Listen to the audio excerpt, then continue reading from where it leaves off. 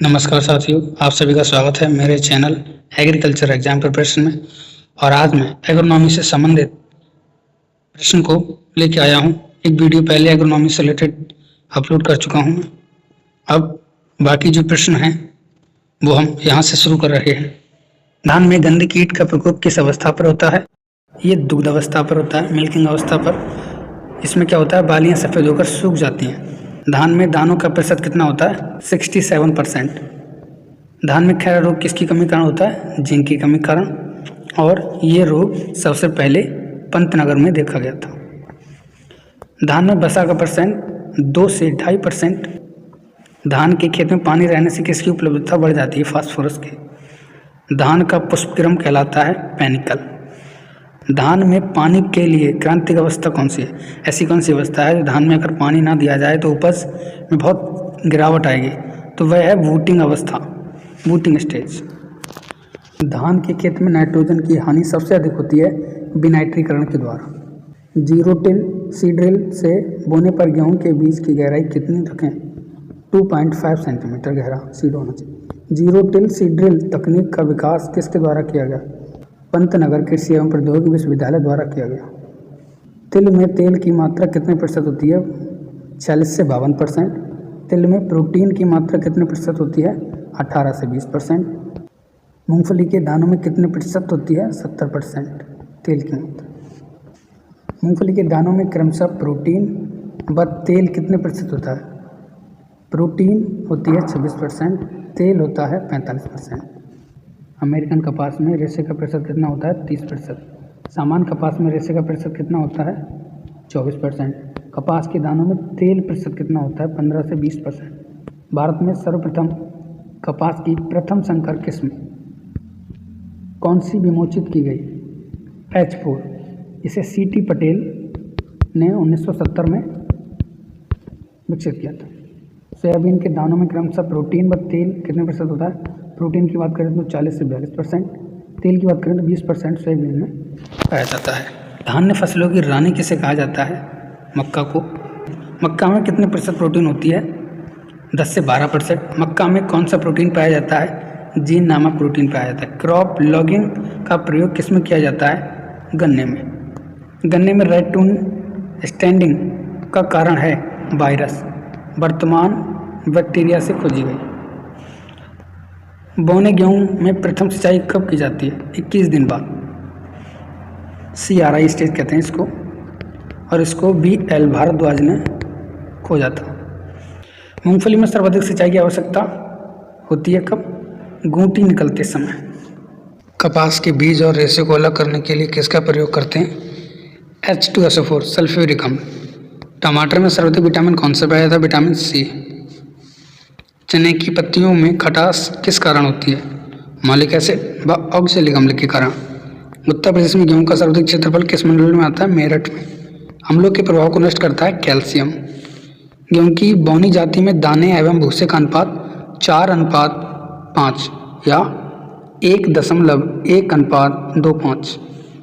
बीज प्रवर्धन हेतु गेहूं के लिए विस्थापन दूरी 3 मीटर, आइसोलेशन डिस्टेंस जो है 3 मीटर होती है। ऐसी कौन सी फसल है जो दलहन व तिलहन दोनों में आती है? सोयाबीन। विश्व के चावल का कितना प्रतिशत भारत में पैदा किया जाता है? 18%। प्रत्येक सिंचाई पर गेहूं को कितना पानी देना चाहिए? 5 सेंटीमीटर। बीज की मात्रा कम होने पर या नया बीज बोने पर गेहूं की बुवाई करनी चाहिए? डिबलर विधि द्वारा, डिबलर द्वारा। गेहूं में पंक्ति से पंक्ति की दूरी कितनी रखते हैं? 22.5 सेंटीमीटर, 22.5 सेंटीमीटर। मूंगफली की फैलने वाली जाति पकती है देरी से। एग्री हॉर्टिकल्चर में आता है फसलें और फल वृक्ष। एग्री सिल्वीकल्चर में आता है फसलें और ईंधन के वृक्ष, जिनको हम लकड़ी के रूप में यूज करते हैं, ईंधन कर सकते हैं, जिनको ईंधन के रूप में वो आते हैं। एग्री सिल्वी पास्चुरल में क्या क्या चीज़ आती है? फसल, पेड़, चरगाह और पशु, तीनों की खेती जहाँ की जाती है उसको एग्री सिल्वी पास्चुरल कहा जाता है। सिल्वी पास्चुरल में क्या क्या है? पेड़ और चरगाह, पेड़, चरगाह, पशु, ये इसमें आते हैं। स्वचालित धान की रोपाई मशीन 1 हेक्टेयर पौध की रोपाई में समय लगता है 9 घंटे का समय लगता है 1 हेक्टेयर में। सरसों के तेल में अधिक मात्रा में पाए जाने वाले फैटी एसिड क्या है? इरूसिक अम्ल। सरसों के तेल में झर का कारण क्या है? इरूसिक अम्ल। जब हम पिराई करवाने जाते हैं तब कुछ हमारी आंखों में झर जैसा लगता है, वो इरूसिक अम्ल का कारण होता है। एग्रीकल्चर शब्द किस भाषा का है? लैटिन भाषा का है। एग्रोनॉमी ग्रीक भाषा का शब्द है। मृदा शब्द किस भाषा से लिया गया? लैटिन भाषा से लिया गया। लहसुन में वाष्पशील तेल की मात्रा होती है 0.10%। ग्लाइकोसाइसिस का अंतिम उत्पाद क्या होता है? पाइरुविक अम्ल का बनना। गन्ने में अधिक नाइट्रोजन देने से कौन से कीट का प्रकोप बढ़ जाता है? अगर आप गन्ने के खेत में अधिक नाइट्रोजन देते हो, अधिक नाइट्रोजन जब देते हो तो किसका प्रकोप बढ़ जाता है? पायरिल्ला। और इसका जो जूलॉजिकल नेम क्या है? पायरिल्ला परपुशिल्ला। गन्ना पकते समय वृक्ष रीडिंग वह अनुपात कितना होता है? 16 से 20 तक पाया जाता है लगभग, और इसका जो अनुपात है 0.9। गेहूं की गुड़युक्त फूलने वाली चपाती बनाने के लिए जिम्मेदार क्या पदार्थ होता है? प्रोटीन होती है, ग्लूटीन प्रोटीन। गेहूं की प्रथम बोनी किस्म कौन सी थी? नॉरेंटेन। गर्म जल बीजोपचार से किसका नियंत्रण करते हैं? अनावृत खंड। टेट्राजोलियम टेस्ट TZ से किसका निर्धारण करते हैं? बीज की जीवन क्षमता, सीड वेबिलिटी का निर्धारण करते हैं। सौडे प्लांट लघु दिवस पौधे क्या होते हैं? जो खरीफ ऋतु में बोए जाते हैं। और इसमें कौन कौन सी फसलें आती हैं? कपास, जूट, मूंग, मूंगफली, तिल, धान, जिनको बुवाई के समय अधिक तापमान तथा कटाई के समय कम तापमान की आवश्यकता होती है। बात करें हम लॉन्ग डे प्लांट की, दीर्घ दिवस पौधे, तो ये रबी ऋतु की फसलें आती हैं, जैसे चना है, मटर, मसूर, सरसों, जौ, बरसीम, गेहूँ, ये सभी आती हैं। इनको बुवाई के समय कम तापमान और कटाई के समय अधिक तापमान की आवश्यकता होती है। फसल चक्र सघनता, ये क्या है? फसल चक्र सघनता क्या होती है? फसल चक्र में फसलों की संख्या बटे फसल चक्र के वर्ष और इंटू 100।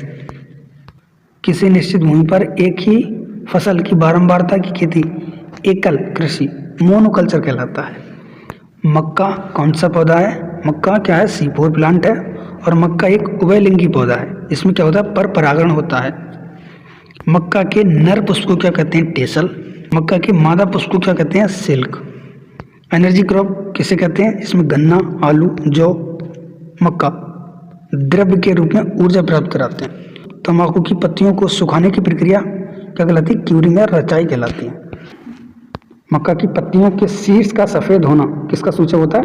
जिंक की कमी का। गन्ने के रस में समग्र ठोस पदार्थ के प्रतिशत को क्या कहते हैं? ब्रिक्स, जो 16 से 18 तक होती है ब्रिक्स। केंद्रीय धान संस्थान कटक द्वारा विश्व की प्रथम अति उत्तम धान की क्या किस्म है, जिसका नाम क्या है? लूनीश्री। कौन सा वानस्पतिक तेल हृदय रोगियों के लिए उपयुक्त होता है? सूरजमुखी का जो ऑयल होता है वह। अल्फा क्या है? एक प्रकार की घास है।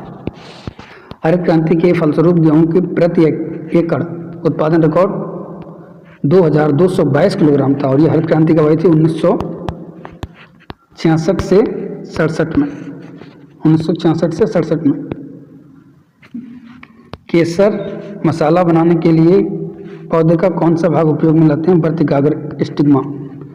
कौन सा बीज उत्पादन करता है परंतु फल नहीं? चीड़। भारत की राष्ट्रीय आय में कृषि का योगदान कितना है? 17.1% 2018-19 के अनुसार। मैदानी क्षेत्रों में पारिस्थितिक संतुलन को कायम रखने हेतु वन का आवरण न्यूनतम प्रतिशत कितना होना चाहिए? 25%। भारत में भूमि उपयोग वर्गीकरण का सन्निकट निरूपण नेट बुवाई क्षेत्र 47%, वन 23% और अन्य क्षेत्र जो है 30% के अंतर्गत आता है। भारत की वर्तमान में औसत फसल चक्र गहनता 142% है भारत की। यूपी की बात करें तो 156, उत्तर प्रदेश की क्रॉपिंग इंटेंसिटी 156 है। अन्न भंडारण हेतु अन्न में नमी परसेंट कितना होना चाहिए? 12% से कम। जो आप भंडारण कर रहे हैं उसमें नमी परसेंट कितना होना चाहिए? 12% से कम। चाय का जन्म स्थान कहाँ है? चीन। सूरजमुखी का जन्म स्थान कहाँ है? उत्तरी अमेरिका।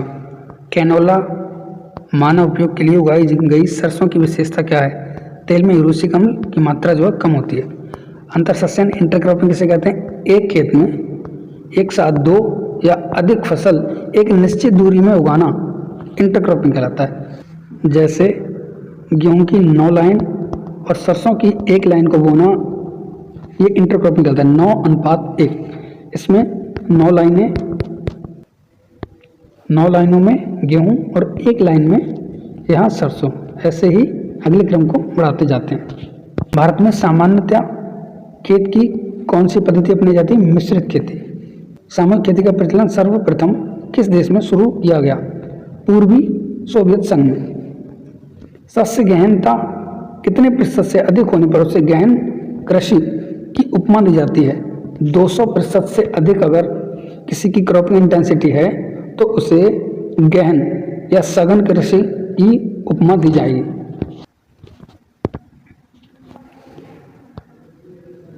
1943 में बंगाल में आए भयंकर दुर्भिक्ष का कारण धान का कौन सा रोग था? भूरा पर्णच्युति रोग। मूंगफली में पैगिंग क्रिया कितने दिन में होती है? 55 से 60 दिन में। कपास के कीटरोधी पौधे आनुवांशिक इंजीनियरिंग के द्वारा एक जीन को निविष्ट कर निर्मित किए गए जो लिया गया जीवाणु से।